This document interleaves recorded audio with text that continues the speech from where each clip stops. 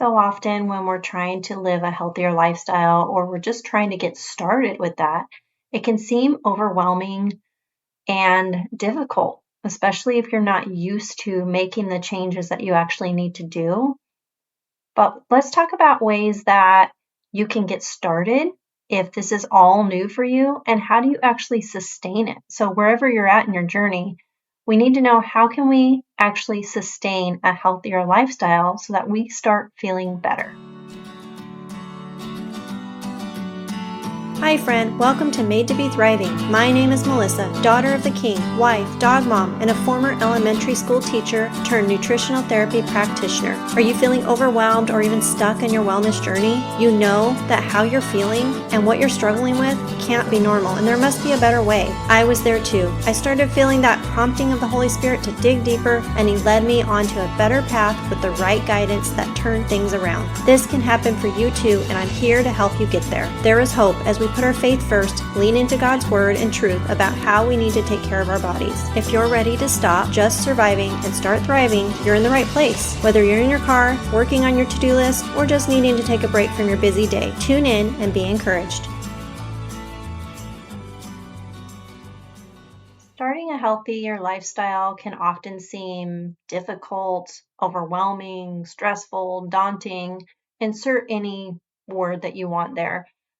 But it doesn't actually have to be that way. And that's what I want to help people to realize, is that living healthier doesn't have to be complicated. It can actually be a lot simpler than you might realize. With a few simple steps, you can actually begin your journey to better health and find ways to sustain it long term. So, we're going to talk about some practical tips that can help you either start living a healthier lifestyle or maybe add in to the things that you've already begun.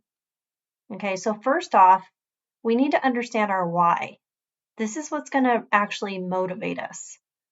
So if we can understand the motivation behind why we are doing it, we're going to make so much more progress. So whether you're trying to improve your energy, you're trying to improve that gut health and digestion, you're trying to manage stress, you just want to feel better. Having a clear why is going to help you become anchored in your goals when things get hard. The health journey can be difficult. You're going to have your ups, your downs. It's not going to always be easy, even if all of a sudden it's like, wow, I'm feeling great right now. That's wonderful and you want to celebrate that, but know that the hard times are going to show up. And how do we handle it? And do we have that why to fall back on to help keep us motivated? The next thing you want to do is set realistic goals. I've talked about this before. When we don't have realistic goals, we're much more likely to fail at what we're trying to do. So start with something small, achievable goals that give you a sense of accomplishment. For example, if you want to eat healthier, begin by including some vegetables in your meals. Maybe vegetables you don't usually eat because they're just not your go-to. Maybe try incorporating a different vegetable that you're not used to eating all the time, but you don't mind it.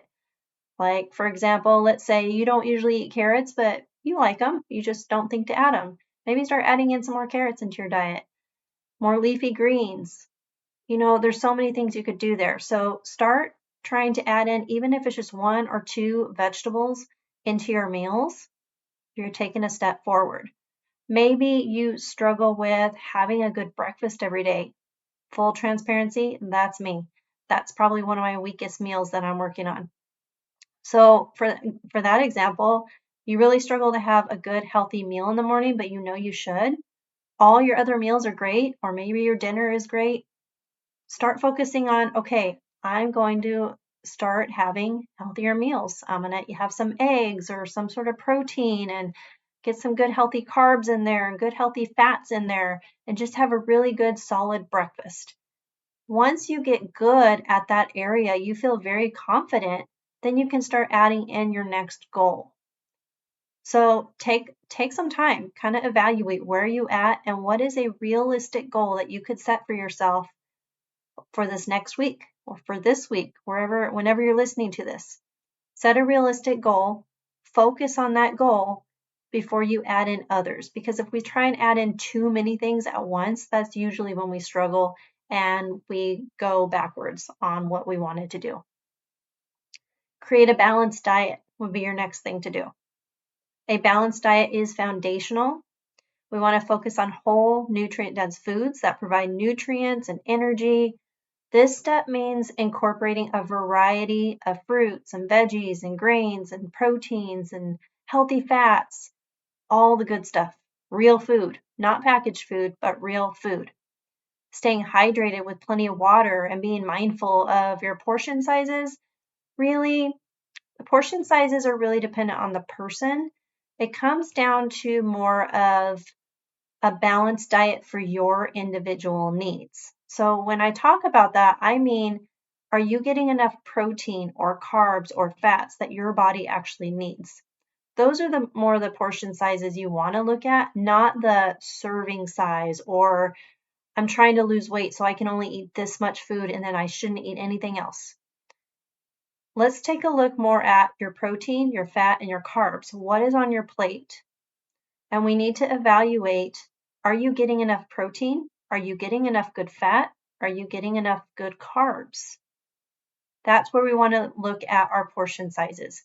Maybe you're not getting enough protein, so we need to increase your portion of protein on your plate. Maybe you need to decrease the carbs or the fat, or you need to increase the carbs or the fat. Everyone is going to be so different.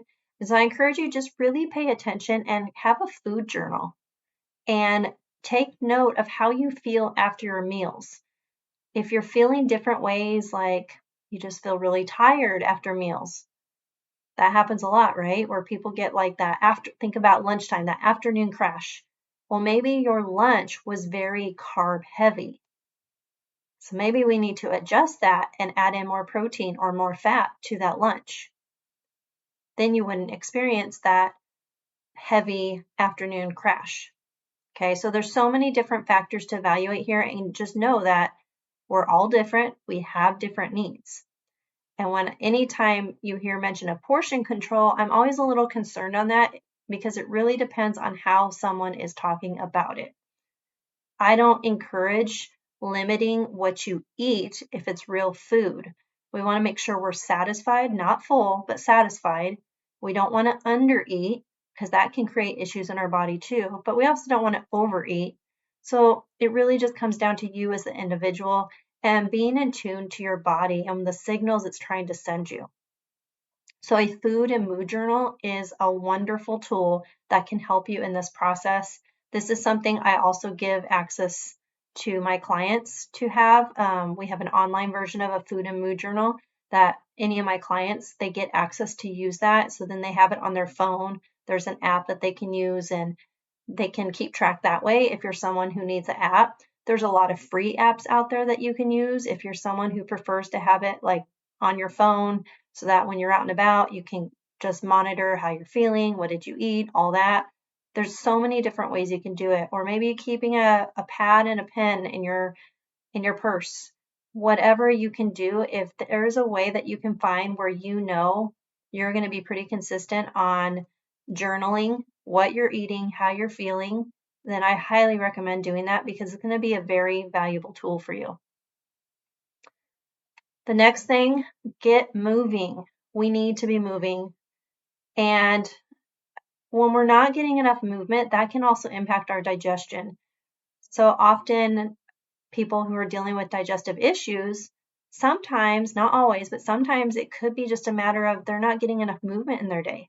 Sometimes going for a good walk or some sort of physical activity actually improves that issue. And this is just going for overall health. We need movement in our body. Our lymph cannot move on its own. So when we are getting physical activity in there, it helps our lymph to do what it needs to do and move. So we have to actually manually get our lymph moving so that it drains out and we're draining that lymphatic system and supporting that drainage pathway. That's an important drainage pathway that often gets blocked. And so movement is one way to help it along. So exercising doesn't have to mean spending hours in the gym though.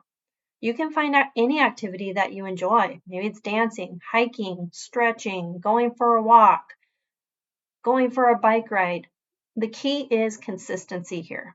So find something that you enjoy and try to implement it consistently. Maybe you need to start with 3 days a week. I'm going to go for an hour walk. Great. You're getting there. You're taking the step. You're starting to get some regular movement.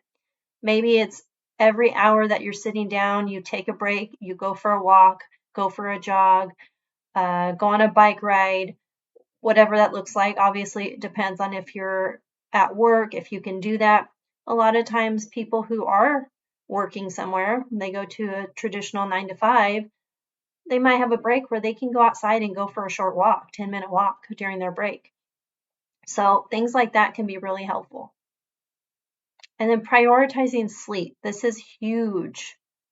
We're bombarded with all the technology and the busyness, and it's so easy to get so distracted and busy, busy, busy, busy. And then you end up way too late and then having to get up super early.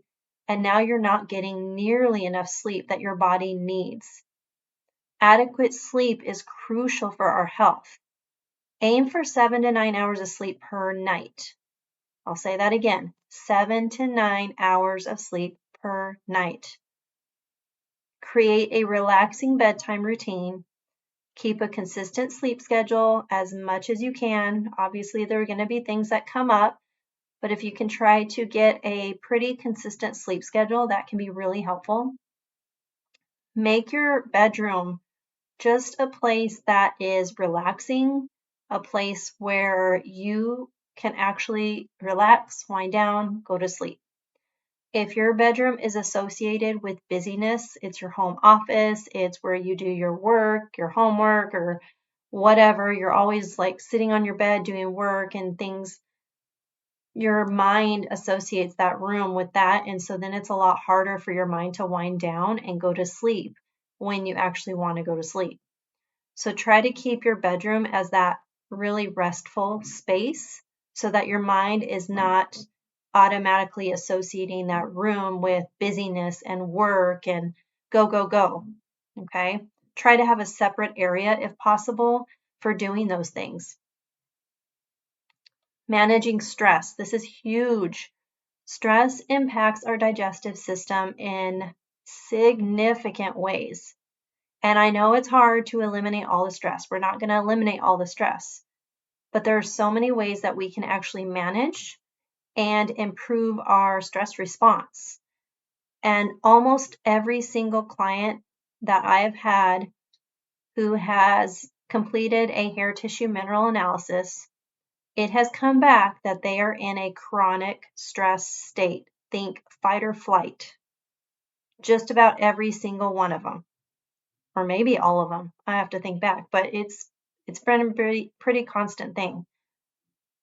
Even people who don't even realize their stress, it comes back showing they're in chronic stress. They don't even realize it because they've probably been living in it for so long. It's their normal. It's not normal, and we need to help support our stress response. Stress can undermine health goals. So even if you're doing all the things, you're eating the healthiest diet and you're getting physical activity, you're doing all the things, stress could be hindering you being able to reach your goals. If you're having things that are still going on, but you've been doing all the things, we might need to evaluate your stress.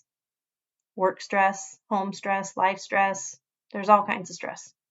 Incorporate some stress reduction techniques like, just spending time with the Lord. Go sit in the quiet, read your Bible, pray, just meditate on the Lord. Do some deep breathing. Deep breathing is really, really beneficial for our health. Just sitting there focusing on taking deep breaths, we don't do this enough, and our body really needs that. Journaling. Maybe writing in a journal is really helpful for you. It gets your thoughts out. It really just helps you to calm down. Finding healthy outlets for stress, like exercise or hobbies, also would be fantastic. So take some time to think about, okay, what are some things that I really enjoy that would be helpful when I'm in a stressful situation, or would be just helpful in my body being able to better manage and handle stress that comes my way. Look at things in your life, your job. There might be things that you need to cut out. There might be too many yeses. You're saying yes to everything, and now you're just overwhelmed with all the things that you've committed yourself to. And now you've created a lot of stress for your body. Maybe work is a huge area for stress for you. I'm not saying go quit your job, but I am going to tell you, you might want to evaluate that situation as well. Are there ways that you can improve that? Does there need to be a change? Maybe you are being called to take a step of faith and change jobs or change careers or whatever it may be. I don't know. For everybody, it's going to be different. But I know that jobs and careers tend to be a really common source of stress for people. It was for me. My former career was highly stressful, and I know it was a contributing factor to all my health issues. Huge contributing factor. I noticed a significant difference when there was a change in my work environment. Significant. It was even showing up in my blood work. Like best blood work I had had since I started seeing my naturopath. It was quite amazing to make those connections. So I just want to point that out to you to let you know that stress does impact our health. So if you're having a lot of chronic health issues, stress is definitely an area to look at. And maybe write down, where are you feeling the most stressed? Are there ways that you can make changes? Are there things you need to cut out? What is it that you need to do? And that's also something we need to go to the Lord on. We need to get His guidance and help on what are the things we need to cut and prune. Because remember, there are those times in our life where He needs to prune some things out and do some work in us. And that often ends up being what helps too. So always go to the Lord with everything. Stay accountable. Keep track of your progress and hold yourself accountable. This could be through maybe a journal or an app or a health coach or a nutritional therapy practitioner like myself. Celebrate your successes no matter how small. If you have somebody keeping you accountable, it can be really, really helpful. It really is. For so many people, that is the one thing that helps them the most, is knowing they have somebody else holding them accountable, not just keeping it to themselves in a journal or putting it on the calendar and putting it in their phone or whatever, but actually having a person who you check in with, who is asking you, how are things going, and really holding you accountable. That can make a huge difference for you. So many people, that is a key player right there, having that accountability. I've had clients where that's exactly what they needed. They just needed someone to hold them accountable, and they knew that when they had that person that they're accountable to, they stayed on track much better. They just needed that person to help. So consider ways that you can be held accountable. Maybe it's a friend, family member, maybe it's a nutritional therapy practitioner like me, maybe it's our Facebook community, a place where you can go get accountability there. Maybe it's a health coach, your practitioner, whoever. Get some accountability. Educate yourself. This is also a really, really big one. I encourage everyone to educate themselves. Do not depend on one single person, practitioner, so-called expert to be your source of everything. Okay, that's not good. That is how we've kind of ended up in the situation we are in the world. Everyone's so dependent on the quote unquote experts to tell them what to do, and it's not always the best thing for you as an individual. So we need to educate ourselves so that we are more empowered to do what is best for our body, our health, that aligns with our values, our morals, our convictions. Knowledge is power. Read books, follow reputable health blogs or practitioners or coaches or those in that space that are reputable. Take classes and learn more about nutrition or exercise, wellness. And even with that, make sure it's a reputable source that is not just following the food pyramid that is put out by big companies and corporations and government officials. That food pyramid is not good. We don't want to follow that food pyramid. So if you are going to take any kind of classes on nutrition and wellness and all that, really do your research on that before you pick. Compare different programs to see what they're teaching, how they're teaching it, and then pray about it to know what is the right program for you. Whether it's just taking a class here and there or a full-on program, it really doesn't matter. You want to make sure you do your due diligence in researching that program or that class and all of that.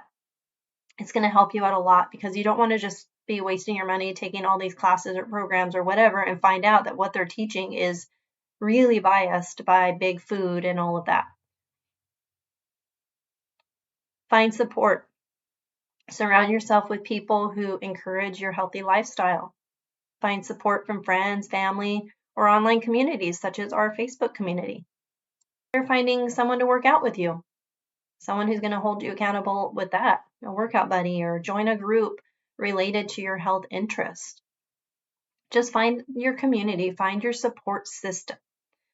We don't always have that system within our families or friends and all of that. Hopefully you do, but it doesn't always happen. So just make sure you do find that community you can connect with who understands and knows what's going on and wants to help you just like they need help as well. Be patient and flexible. Changes take time and there will be setbacks. Be patient with yourself and flexible in your approach. If something isn't working, be willing to try a different strategy. Don't think that you failed or anything like that. Maybe you just need to try it differently. Maybe you need to take a different approach, and that's okay. What I do may not be the best strategy for you. Just like anybody else you follow, what they're doing, it sounds good, but maybe the way they're going about it is not appropriate for you. And so be willing to be patient with yourself and be flexible. Okay, so basically what we want to do is we want to make health a lifestyle. It's not a fad diet or program or any of that. It should become an actual lifestyle. Okay, so integrate healthy habits into your lifestyle. It's not about short-term diets or workout fads or any of that, as I mentioned. It's about making sustainable changes that improve your life, that improve your health, your quality of life. Starting with these tips that I've shared can pave the way for a healthier life, improving that digestion, helping you really thrive and feel better. Take it one step at a time, and you're going to find that these healthy habits can actually become second nature. It's not going to feel like a chore or another thing I have to do. And oh man, I'm on this diet plan. I've got to follow it. It's not going to feel like that at all because it's going to be a healthy lifestyle that you are living out every single day. So let's recap really quick these tips that I shared. Okay, so understand your why, set realistic goals, create a balanced diet, get moving, prioritize sleep, manage stress, stay accountable, educate yourself, find support, be patient and flexible, make health a lifestyle. Okay, I hope that's super helpful for you and kind of eases the pressure off of what do I do? Healthy lifestyle seems so difficult. I've got to be on this strict diet and all these things. No, there's a time and a place for the different types of diets that are out there, but we need to identify what's appropriate for you. So first, let's just start making some healthy lifestyle changes. Start implementing, take it one step at a time, go as slow or as quickly as is appropriate for you, and don't feel pressure to meet these crazy goals in a short amount of time if that doesn't work for you. Remember to be patient and flexible with yourself. And if you need a community that can come around and support you and cheer you on and be there for you, come join us in the Facebook community. We'd love to have you and support you along your journey. Okay, talk to you next time. Make those healthy lifestyle changes, friends. Remember, it's not a fad, it's a lifestyle, and your gut is going to thank you for it. You're going to start feeling better. Hey friends, if this podcast encouraged you and taught you something new, leave a review and hit that subscribe button. The next thing you can do is share this podcast with a friend or even in your Instagram stories. Don't forget to tag us at Made to Be Thriving. Come connect with us over in our Facebook community or send us a DM over on Instagram. I pray this has blessed you in some way and you find encouragement knowing you are not alone in this journey. There is always hope, and let's focus on making the progress that is possible. Information provided to date are for informational and educational purposes only. The information and education provided is not intended or implied to supplement or replace professional medical treatment, advice, and/or diagnosis. I'll meet you back here soon.